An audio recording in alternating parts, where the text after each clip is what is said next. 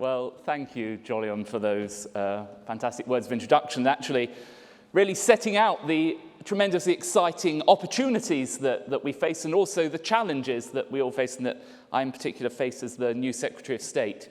And it really is a pleasure to be here for my first full speech as Secretary of State and to open this important conference. And thank you all for being here.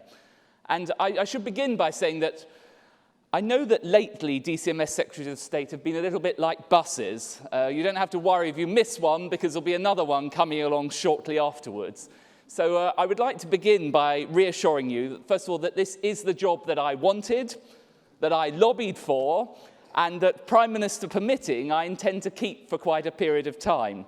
But the idea that the DCMS was ever a ministry of fun is a myth, although, of course, there is a lot of fun to be had. DCMS is, in fact, a ministry of the future, a delivery-focused department that is a shining example of the qualities that will enable us to thrive as a nation outside of the European Union.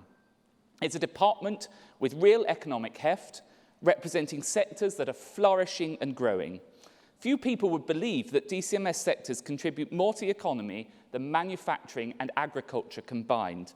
In fact, our sectors now account for almost 12% of the entire UK economy, and this really is showing no signs of slowing down. Our creative industries are growing at 5 times faster than the rate of the UK economy as a whole, whilst our world-leading tech sector, which I saw up close in my previous role in the Cabinet Office, is experiencing the highest level of investment in its history. Our sectors are on the up because the creativity, inspiration, and ingenuity that our sectors deliver in spades is increasingly in demand. And we are helping to create the future-proof jobs and lasting careers that will be filled by the next generations. And indeed, I've seen this very close to home in my own constituency. I have the unique honour of being the Member of Parliament for Albert Square, as BBC Elstree is located in my constituency. For those of you who are aficionados of 1980s sitcoms, I'm also the Member of Parliament for Nouvion, which was the fictional Normandy town in Allo Allo, amongst many other locations. But it also sits alongside Elstree Film Studios, home to everything from Strictly Come Dancing to The Crown, as well as the original Star Wars films. And I'm very excited that they'll soon be joined by Sky's enormous new studios. So thanks to our broadcasting and production sector, Elstree is synonymous across the world with technical and creative excellence. But that story isn't just confined to Elstree, it's repeated up and down the country. Our industries act as a magnet for local economies, drawing in talent and investment and helping to rejuvenate local communities. That's why, as a government, we know that DCMS sectors are at the heart of our success as a nation. So I pledge to you that I will be your #1 advocate, and for all our sectors, at the Cabinet table, in Whitehall, and far beyond. Because this department has an incredible opportunity to deliver and to drive reform. And I've only been in the job for a few weeks, but wherever I've travelled, Salford, Lee, Sandwell, Walsall, and more, I've seen the transformative role that our sectors can have. This work is crucial to the new government's agenda of levelling up. And one of our biggest priorities is helping to transform communities who haven't felt the benefits of the change we've seen in recent years, so that we can spread this prosperity across all of the United Kingdom and create meaningful career paths that don't simply involve moving to our capital. And that's why connectivity is such a big priority for this government. Connectivity is the lifeblood of any modern digital economy. It can create thriving tech scenes in rural areas, it can enable closer relationships for the socially isolated, and it can open people up to a world of inspiration and education. Connectivity means prosperity, and to be a truly meritocratic nation, the delivery of a nationwide full fibre and gigabit-capable broadband is an imperative so that anyone can succeed and thrive, regardless of their background or their postcode. That's why we made this guarantee to deliver gigabit broadband to all parts of our United Kingdom. And we recently announced £5 billion of funding to subsidise deployment in harder-to-reach areas of the economy. So to all of the operators here today, I know that many of you share our ambitions on delivering digital infrastructure, and your investment and action will be crucial to delivering this. And I really am looking forward to working with all of you to make this happen. But it's not enough just to have the infrastructure. It's also about what we do with it. And it really is vital to ensure that users are protected, particularly children online.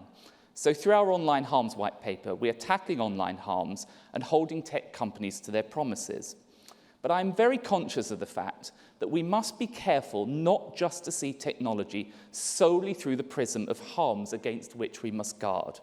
We have an opportunity as we leave the European Union to be an unashamedly pro-tech nation and unleash all the innovation and enterprise that emerging technologies can provide. And this includes data, which is the beating heart of any digital economy. Data is not a dirty word. It can stimulate the products and applications that make the world a better place. And so we should be positive about the economic impact and growth potential that it can provide. And as Secretary of State, you will see me champion the open and effective use of data and removing unnecessary barriers wherever they arise, because we have this unique opportunity for the United Kingdom to be the best place in the world to innovate and create wealth and prosperity through the use of data. And I'm also conscious that the government is asking a lot from the tech sector through different legislative and regulatory initiatives. I don't need to go through all of them. You're familiar with them. So I want to assure you today that I will be driving a coherent and pro-innovation approach to governing tech so that innovators everywhere can be assured that we are on their side, because there really is so much potential here. Technology is transformative by its nature. It's helped to spur innovation across all of our sectors, including, of course, the media. And these changes are undoubtedly offering viewers greater choice. But in the midst of this change, we need to make sure that we don't lose the benefits of the media ecosystem we already have, including, of course, our public service broadcasters. And when it comes to public service broadcasting, we should firstly recognise the unique contribution that the BBC and others have made to our cultural heritage. From Dad's Army to Fawlty Towers, from Gavin and Stacey to Strictly, and from Blue Planet to Blue Peter, all of which I love enormously, they have brought generations together, and they've helped frame our uniquely British sense of self in a way that no international or commercial broadcaster has become remotely close to replicating. And it really is respected globally, as you all know, as much as the NHS and our universities, reaching over 400 million people around the world every single week. But as a conservative, I also understand that for institutions to retain support and relevance, they have to change. And in the coming years, we will of course be taking a proper look at our public service broadcasting system and the BBC's central role within it. And this will start with the steps we already outlined. So we will begin with the decriminalisation in relation to TV licence evasion, and that will be followed by the process of agreeing the next licence fee settlement, and then our mid-term review of the BBC Charter. And all of this, of course, will be in the context of a licence fee-based charter that runs until 2027. And in doing this, we'll need to consider a number of questions. First, does the BBC truly reflect all of our nation? And is it close to the British people?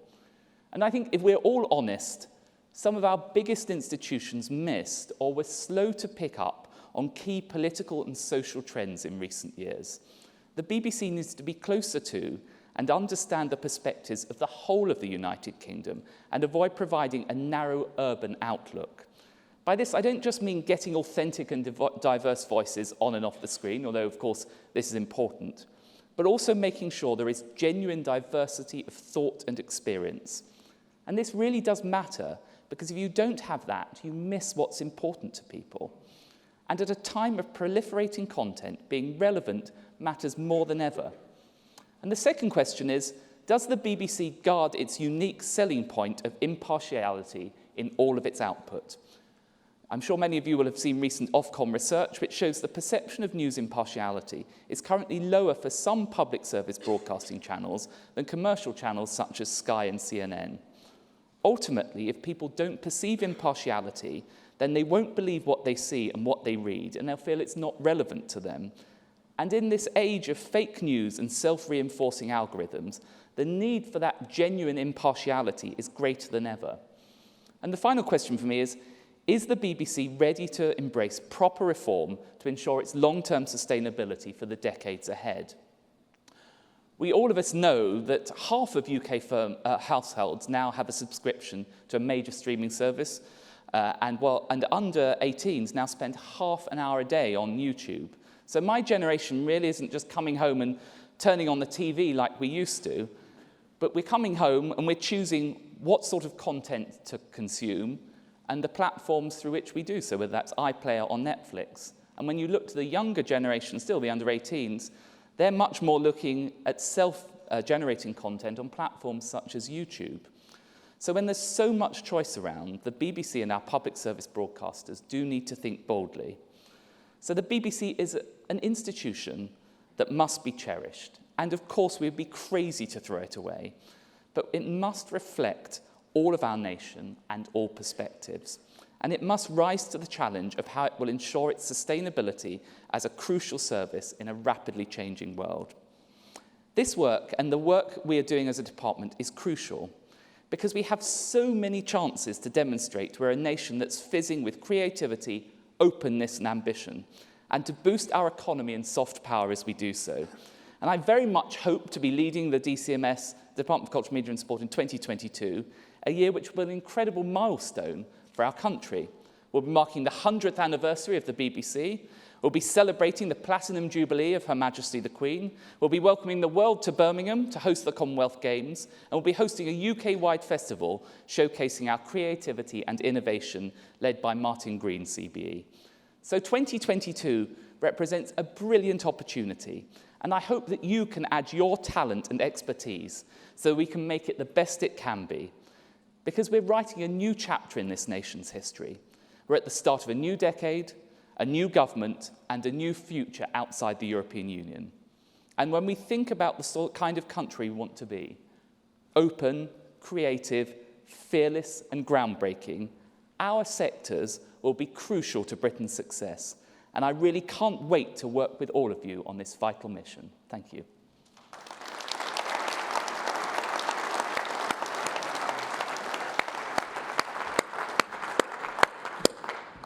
Secretary of State, thank you for those very, I think, considered and very uplifting words around the transformative role of technology, its importance to this country, and also the criticality of the creative sector.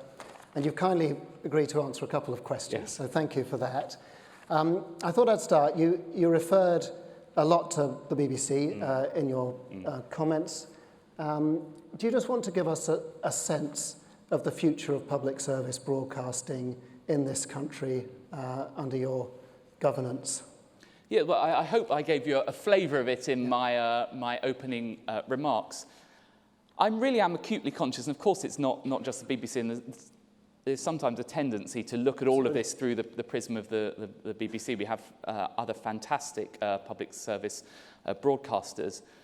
My starting point is actually the huge value that they bring. If you look at the investment in our creative industries, the original content generated by them, whilst other platforms, notably Netflix and Amazon and others, are increasingly generating content in the United Kingdom, it's on a far smaller scale even than Channel 4, let alone someone like the BBC. So I'm acutely conscious that there is huge value to the UK economy and public service broadcasters, but I'm also acutely conscious of the challenges that we face. The old model just simply cannot sustain. It is not a policy choice by the government, it is the market reality of what's happening. So the challenge for me is how, as a government, we set the regulatory framework and the policy choices to ensure we preserve that very best of public service broadcasting into the decades ahead. That's very positive to hear. A second question, the Prime Minister has been very clear that he is looking to level up the country. And that's going to require investment in many, many areas. What specific interventions are you planning as you look forward to ensure that we get that levelling up of connectivity, both fixed and mobile across the UK? Well, on the connectivity, I think there are sort of three broad challenges. There is the immediate challenge of super fast broadband, where we're almost there, but I know certainly from the experience of many constituency members of Parliament, there are plenty of people who don't feel they have that access to superfast broadband, and clearly that is vital to participate in the kind of broadcasting revolution that we're seeing at the moment, but also in the whole of the modern and tech economy. So it's making sure that superfast broadband is there for everyone. The second challenge is then proofing us for the future, and that's where the Gigabit Pledge comes in. And we really want to make sure that the UK is ahead of the curve on that. And if you look at countries like Spain, for example, they've made huge progress. We have to make sure that that infrastructure is being built and built at pace. And that really is the number one challenge that the Prime Minister, it's not really, it is actually the number one challenge the Prime Minister set for me when I walked into the Cabinet room to be appointed as Secretary of State for Digital Culture, Media and Sport. And then I think the third sort of wider challenge is about, and by the way, that also includes, future-proofing of course includes 5G as well. And then I think the third sort of bucket is the complete UK mobile coverage. So we've made the pledges, and I hope we will very shortly be making further progress with that, so everyone can get mobile coverage wherever they are in the UK. That's terrific. Secretary of State, I must thank you because sadly our time is up for questions, but I would like to thank you for a very clear tour of where you see our country moving, of the investments that you're looking to make, and the critical role that the sectors in this room, in telecoms, media and technology, are going to play in that future. So a very warm thank you from us all for joining us. Thank you, absolute pleasure. Thank you very much.